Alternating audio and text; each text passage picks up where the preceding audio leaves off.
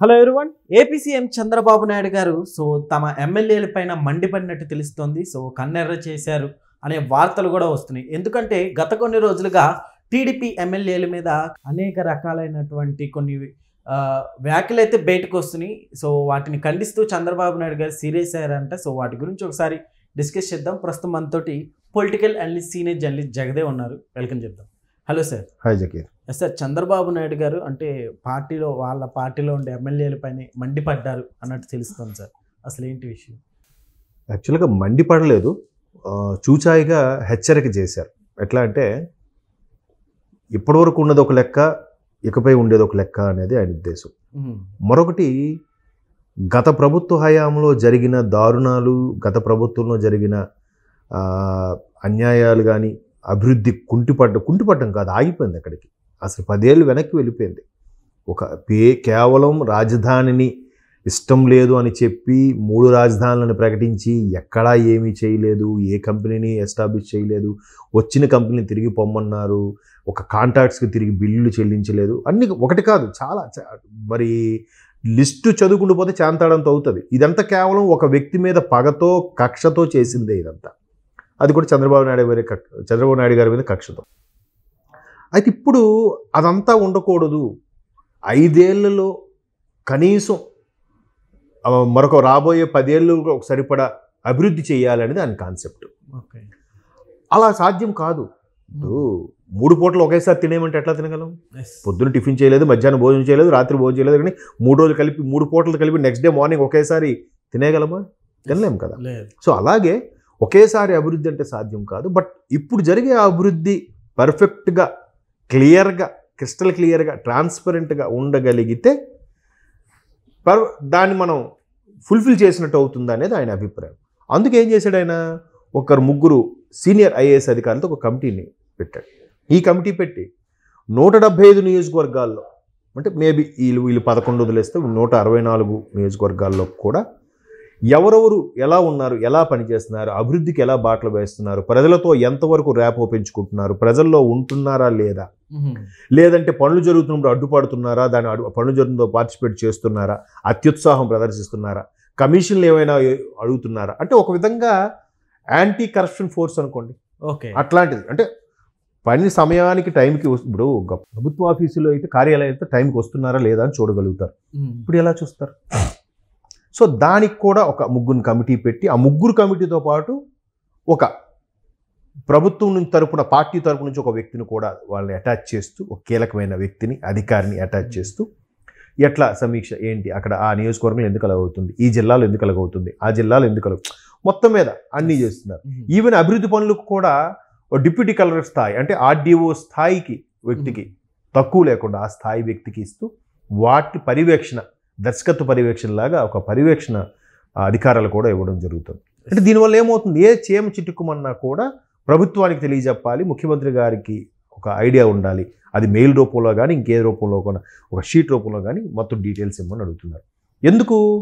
గత ప్రభుత్వంలో వాళ్ళు చేసే అవకతవకలు పోడ్చడానికే మనకు సగం టైం సరిపోద్ది, 5 ఏళ్ళు సరిపోద్ది. ఇంకా అభివృద్ధి ఎప్పుడవుతుంది? ఇవి పూడ్చుతూ, ఇవి కప్పపెడుతూ అభివృద్ధి చేయాలి అంటే ఖచ్చితంగా ఈ డెసిషన్ తీసుకోవాలి. ఎందుకంటే నిన్న మొన్న ఆయన వినాయక చవితికి సందర్భంగా ఒక వినాయకుడు సందర్శించినప్పుడు కూడా ముఖ్యమంత్రి చంద్రబాబు నాయుడు గారు అదే చెప్పారు. గత ప్రభుత్వ హయాంలో ఫ్రీగా కనీసం వినాయక చవితి ఉత్సవాలు కూడా చేసుకునే పరిస్థితి వచ్చింది.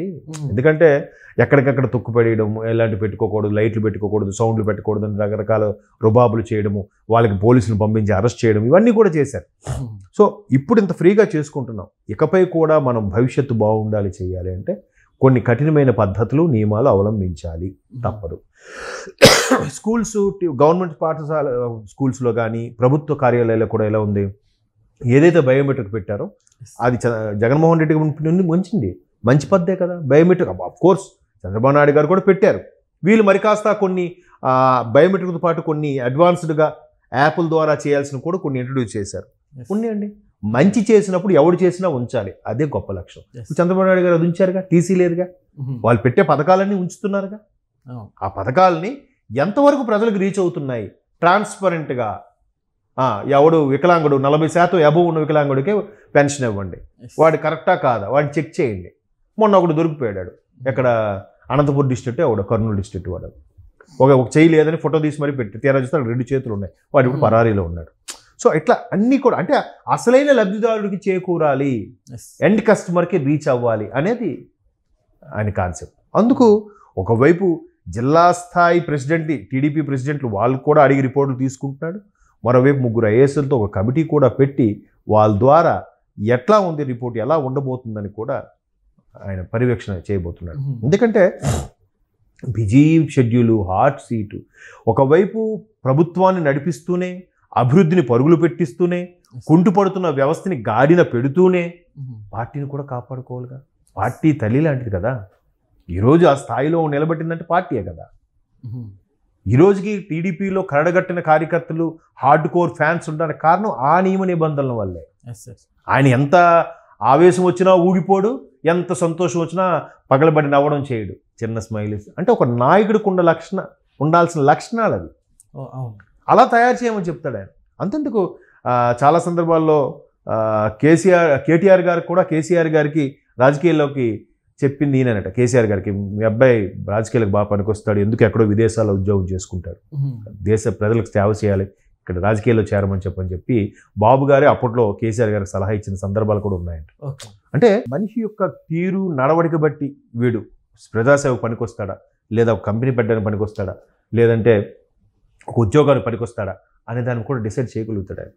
సో అందుకు ఉద్యోగస్తులు కానీ, రాజకీయ నాయకులు కానీ ఎవరైనా సరే ప్రభుత్వానికి విధేయుడిగా ఉండాల్సిందే.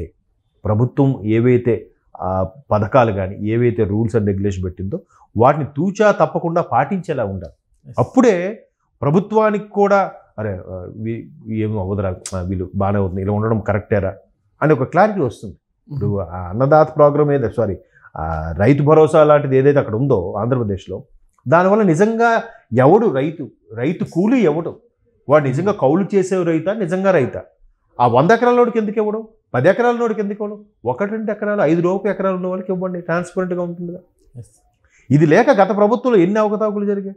ఒకడు భూమిని, ఒకడు లెక్కర్ని, ఒకడు ఇసుకని, ఒకడు దేవుడి దగ్గర టికెట్లని, ఒక్కొక్కలాగా బిజినెస్ చేసి అమ్ముకున్నాడు, క్రికెట్ కిట్లని. అలా ఉండకూడదు, ఆ చెడ్డ పేరు రాకూడదనే కదా. చూసారు ఒక్కసారి గుద్దేశారు, పోయింది, 11కే పరిమితమైంది. 92% ఓటింగ్ వచ్చిందంటే ఎందుకు?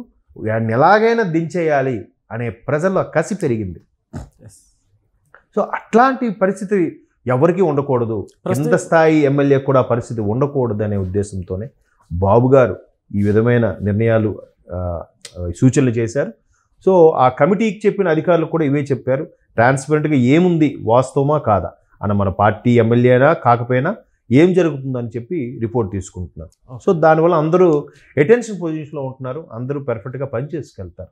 ప్రజల అభిమానం చూరకుంటే నెక్స్ట్ నువ్వు క్యాన్వాసింగ్ కూడా వెళ్ళక్కర్లే, ఈయన మా ఎమ్మెల్యేగా ఉండాలని వాళ్ళే డిసైడ్ చేస్తారు.